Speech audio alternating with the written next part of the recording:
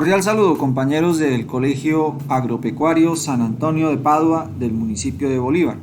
El día de hoy me acerco a ustedes con un taller de matemáticas denominado Transformando Creencias, Transformamos las Prácticas. Como ya les mencioné, es un taller de matemática que nos va a permitir identificar desde nuestra concepción del área cómo podemos mejorar el trabajo con los estudiantes, analizando unos ejemplos de planeaciones que podríamos valorar, aplicar en nuestro trabajo de la enseñanza. El objetivo general es reflexionar desde la práctica docente los roles y las creencias del maestro para reconocer los conocimientos básicos de la disciplina que permiten fortalecer los procesos de enseñanza y aprendizaje del pensamiento matemático en la básica primaria. Entonces, la manera de ver las matemáticas incide directamente en la manera en que se enseña y se evalúa esta área. Por eso es importante saber como docentes la manera en que entendemos el pensamiento matemático y desde ahí poder identificar qué estrategias nos pueden ayudar a mejorar la práctica de enseñanza. Ahora bien, ¿de dónde provienen esas concepciones acerca del conocimiento matemático escolar? Pues bien, encontramos que hay al menos 5 corrientes filosóficas del conocimiento matemático que pueden influir en la enseñanza de las matemáticas, no solo en la enseñanza, sino también en el aprendizaje. Tenemos en primer medida el platonismo, el cual considera que las matemáticas es un sistema de verdades que ha existido desde siempre e independiente del hombre. La tarea del matemático en este caso es deducir estas verdades. El platonismo reconoce que las figuras geométricas, las operaciones y las relaciones aritméticas nos resultan misteriosas y tienen propiedades que descubrimos solo gracias al esfuerzo. Las matemáticas trascienden la mente humana. En este sentido, ¿cuántos de los profesores pertenecen, sin incluso saberlo, al platonismo? Entonces, ¿qué implicaciones trae para la práctica estas creencias? ¿Cuál sería una clase basada en la pedagogía activa coherente con esta postura? Tenemos estas interrogantes para reflexionar y de esa manera, de manera personal, poder reconocer los roles que se asumen en cada una de estos pensamientos, estas maneras de ver la matemática. El segundo es el logicismo. En esta corriente del pensamiento que considera que las matemáticas son una rama de la lógica con vida propia, pero con el mismo origen y método, que son parte de una disciplina universal que rige todas las formas de argumentación. Aquí propone definir los conceptos matemáticos mediante términos lógicos y demostrarlos mediante la deducción. Una de las tareas fundamentales de los logicistas es la logificación de las matemáticas, a través de reducir los conceptos matemáticos a conceptos lógicos. Uno de los retos del logicismo también es evitar caer en las paradojas. ¿Cuál es, como docentes o como estudiantes, nuestra posición frente a esta forma de concebir las matemáticas y la lógica? ¿Cuál sería para la corriente del logicismo un concepto de pedagogía activa en su posición filosófica? Reflexionemos en torno a estos cuestionamientos. También encontramos el formalismo. El formalismo es una corriente que reconoce que las matemáticas son una creación de la mente humana. Considera que consiste solamente en acciones, definiciones y teoremas con expresiones formales que se ensamblan a partir de símbolos que son manipulados o combinados de acuerdo con ciertas reglas. En el formalismo inicialmente se fijan los términos y sus relaciones básicas. Una vez fijados no se admiten imprecisiones. Todo debe ser preciso y perfecto. Las demostraciones tienen que ser rigurosas. Por ejemplo, algunos docentes inician por una definición de cada concepto para luego demostrarlo. Entonces pensemos, ¿qué actitud tienen nuestros estudiantes frente al tratamiento formalista de las matemáticas? ¿Qué clase de implicaciones tiene este tipo de prácticas pedagógicas en el desarrollo integral de los estudiantes? Asimismo, tenemos el intuicionismo, el cual considera que las matemáticas son fruto de la elaboración que hace la mente a partir de lo que percibe a través de los sentidos y también como el estudio de estas construcciones mentales. Un principio básico es que las matemáticas se pueden construir a partir de lo intuitivo, dado que solo existe lo que en ellas haya construido mentalmente con ayuda de la intuición. ¿Cómo desarrollaría una clase un docente que tiene concepciones intuicionistas de las matemáticas? ¿Cómo se desenvolvería un estudiante en una clase que tiene concepciones intuicionistas de las matemáticas? Interesantes preguntas para reflexionar. Por último, tenemos el constructivismo, el cual concibe que las matemáticas son producto de la construcción humana. En palabras de Davis y Hertz, la esencia de las matemáticas es su libertad para construir y libertad para hacer. Cada persona puede hacer sus propias construcciones mentales acerca de un fenómeno determinado. En este sentido, pensemos, ¿en qué medida su clase de matemáticas se parece al enfoque constructivista? ¿Cómo inicia sus clases un docente con una concepción constructivista de las matemáticas?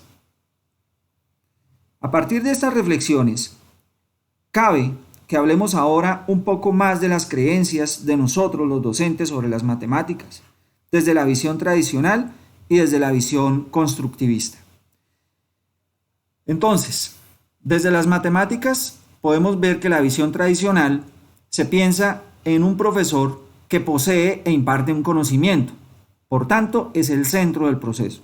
En tanto el estudiante es un receptor pasivo del conocimiento, recibe información de su profesor o de libros, tiene el papel de asimilar, mecanizar algoritmos, memorizar y usar conceptos, generalmente en situaciones de tipo rutinario, mecanicista, repetitiva, donde las respuestas son o bien o mal, correctas o incorrectas.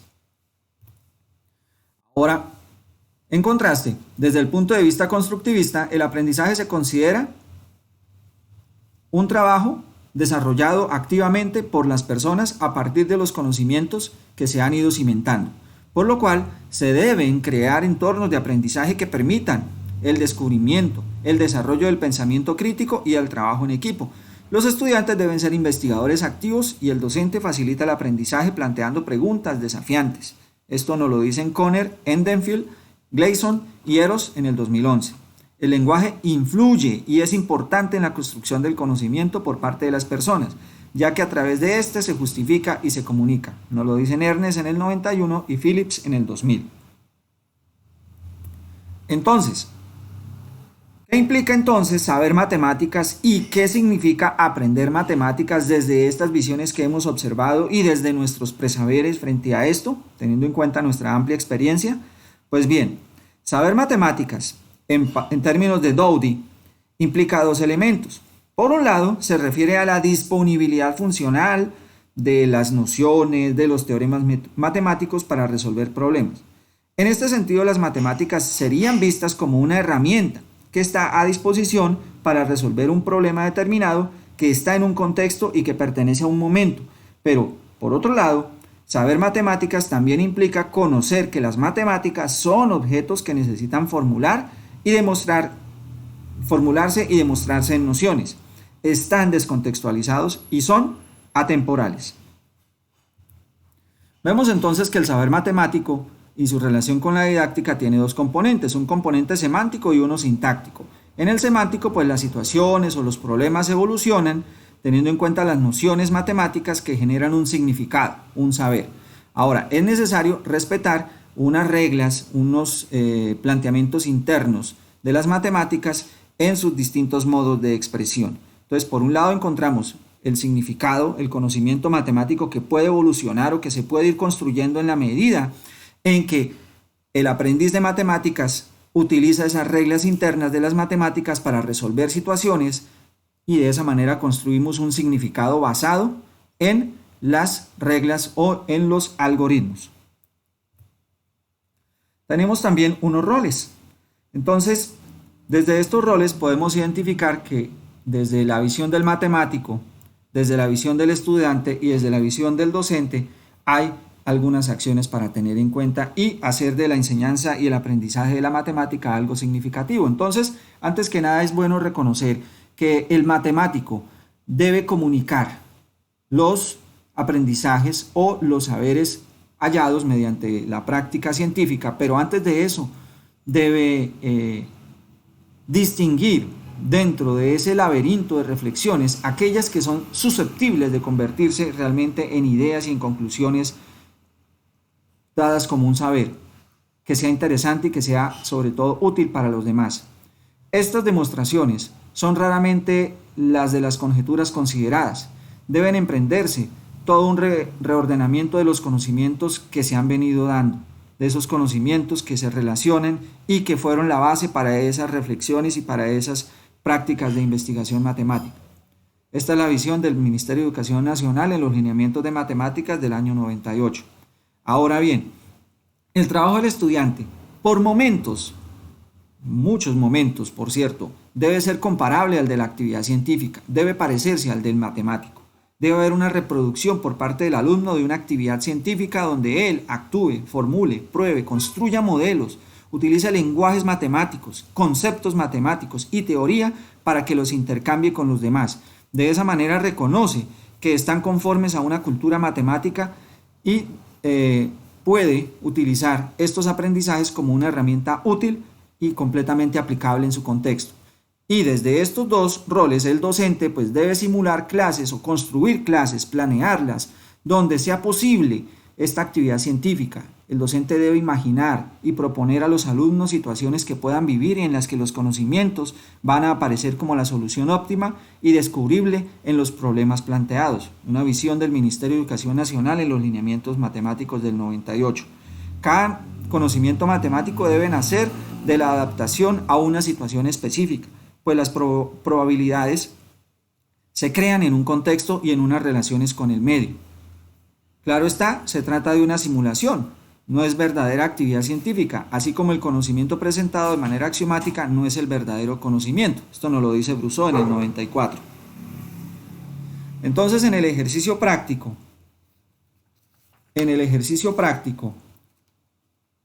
¿qué vamos nosotros a tener en cuenta? Pues vamos a compartir por este medio unas planeaciones. La idea es que ustedes escojan una, ¿sí? Para aplicar el siguiente conocimiento. Entonces, del conjunto de afirmaciones del anexo 1 que también se va a compartir, ustedes van a seleccionar a manera de checklist aquellas que se relacionen con el documento de planeación que escogió. ¿Qué tipo de práctica pedagógica tiene ese docente? El docente que planea o que actúa con esa planeación, constructivista o tradicional. Y finalmente, pues ustedes pueden revisar todas las planeaciones para que las puedan aprovechar con sus estudiantes. Este es un ejercicio práctico a partir de este taller que se les está compartiendo a ustedes en este ciclo de apertura de forma virtual. A manera de transferencia, vamos a mirar cómo trascender nuestras planeaciones, nuestros proyectos de trabajo en matemática a partir de lo que acabamos de estudiar. Y de esa manera vamos a recordar que para hacer una planeación de clase hay ciertos elementos a tener en cuenta. Primero que todo, el conocimiento de los estudiantes. Luego, la definición de unos objetivos de clase que van a estar basados en el conocimiento de los estudiantes, los referentes de calidad y el material que podemos gestionar para el desarrollo de una clase. Desde ahí entonces vamos a usar correctamente, adecuadamente los materiales de los que disponemos porque van a ser coherentes con los objetivos de la clase y el contexto de los estudiantes, generando actividades de aprendizaje exitosas que permitan el desarrollo del pensamiento matemático, haciendo de la gestión de aula una manera de construir un ambiente propicio para el aprendizaje y finalmente transversalizar todo el proceso con una evaluación formativa que nos permita hacer un seguimiento a los aprendizajes de los estudiantes y plantear alternativas para mejorar en aquellos aspectos que los estudiantes no trabajaron muy bien. Muchas gracias por su atención. Entonces, mediante este medio estaremos compartiendo los anexos para el desarrollo de la actividad práctica. Muchas gracias. Feliz día.